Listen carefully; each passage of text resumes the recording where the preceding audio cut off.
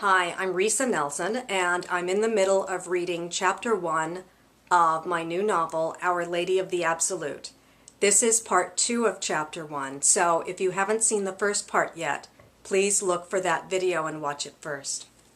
And we'll begin with Part 2 right now. What's your name? Her eyes teared and her face sagged with fear. Neferita. You can't just run away, Mary said. Although Mary's heart still raced, she knew the woman told the truth. Neferita was a Blacklander name, not a foreign one. Because Mary's admired Isis, she treated every Blacklander like a sister or brother, especially when someone like Neferita so clearly needed help. The boy let himself slide through Neferita's arms and plopped on the ground. When he tried to run back toward the statue, Neferita grabbed his arms and kneeled, spinning him around to face her. Don't ever do that again. The boy tried to yank free of her grip. He failed, crying, "Let go!" Neferita shook his shoulders. Bad boy, if you ever touch that statue again, it will come to life. Then it will hunt you down in the middle of the night and kill you. The boy stared at Neferita wide-eyed for a few moments. He began screaming. Good God, Osiris, Mary said, rolling her eyes. That boy will have nightmares for the next 10 years. Neferita slapped the boy hard in the face. Shut up, she said. Her face flushed with anger. You're a big boy now. Act like one. Gazing in terror at Neferita, the boy choked back his screams. Mary quickly stepped between them, shielding the boy. He's been misbehaving, but he doesn't deserve to be treated like that, Mary said. If he were mine, I'd never hit him. I'd never tell him to shut up. Neferita's face flushed deeper, this time with anger. He's not your son. He's mine. A familiar sinking feeling numbed Mary's. Neferita pointed out the truth. The boy did not belong to Mary's. It wasn't easy for Mary's to live in the Black Land, a country dotted with fertile farmland that was a constant reminder to every childless woman of her own infertility. Every year the Nile flooded from its banks and turned the fields into temporary swamps long enough for rich black sediment from the river bottom to impregnate the farmland and prepare it for the year's crops.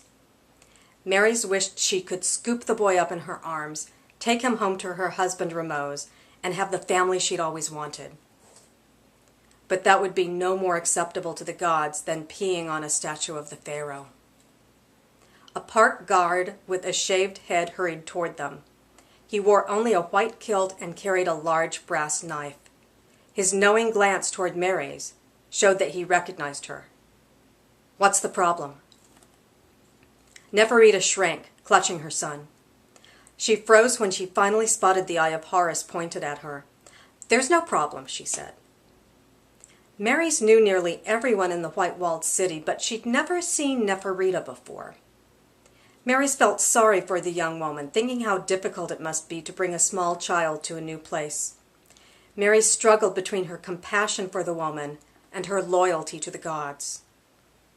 As usual, just the thought of shirking her duty to the gods sickened Mary's. Don't be afraid to tell the truth, she reminded herself. I'm the one who waved down the eye of Horus, Mary said. The child urinated on Pharaoh's statue. Scowling with disgust, the park guard wrapped his beefy hand around Neferita's elbow. No! Neferita slipped from his grip, hoisting her son up into her arms. We're leaving now. Thank you, but there's no need. We're fine. Mary's jaw slackened in amazement. First, Neferita allowed her son to insult the gods, and then she denied it? The woman's audacity made Mary's glad she'd turned her in. No one with such a reckless attitude toward the gods should walk free. Clearly, Neferita was a troubled woman who would unwittingly cause trouble for herself, her son, and the people of the white-walled city. As the park guard vice-gripped Neferita, Mary shook off her earlier feelings of compassion, certain she'd done the right thing.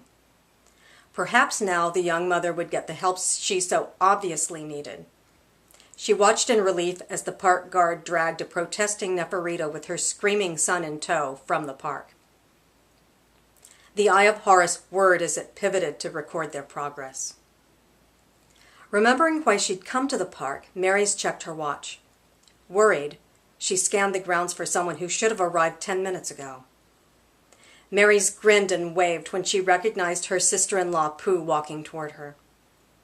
Like her brother Rameau's, Pooh stood tall and slim, her long dark hair in dozens of braids. Her real name was Sinettenpoo, which translated from the old language to, "She is our sister," but everyone called her Pooh. She never went anywhere without wearing her diamond stud earrings, a full broad collar necklace comprised of several rows of gold and lapis beads, gold bangle bracelets, and a single gold ankh-ring that identified her as a member of the pharaoh's harem. Like her brother, she was strong-willed and made her own decisions. Mary's ran to kiss her cheek, stretching up on the balls of her feet. "Pooh!" Pooh's brow furrowed, and she wrapped her arms around Mary's shoulders, clinging tight. "Thank you for coming." "You're trembling," Mary said. "What's wrong?" Pooh stared into Mary's eyes. "Do you see any eyes watching us?" Mary shook her head. "There's one in the tree behind me. It should be looking the other way. Why?" Pooh glanced at it. "Most people believe what they want to believe. But then there are people who wake up one day and realize they need to hear the truth. People say, if you want to know what the truth is, ask Mary's, because she's the one person who's not afraid to speak it." With a start, Mary's realized Pooh was scared. "What's wrong?" "Something has happened and I can't tell anyone other than you because I know you can keep a secret." "But what about Rameau's? He's your brother. Why aren't you talking to him instead of me?" "I can't. He's a man and he'd side with other men, not with me." Pooh took a deep breath as she squeezed Mary's hands. "I'm pregnant." Mary's felt as if she'd been slapped. Her own belly nodded with emptiness and envy. Why was it that every other woman in the white-walled city became pregnant so quickly and easily? Pooh was already the envy of most women, and not just because she held the coveted position as a member of the royal harem. She was also one of Pharaoh's favorites. Pooh wasn't simply beautiful and charming. She had already given 4 daughters to the pharaoh. "Remember how much you love Pooh," Mary's reminded herself.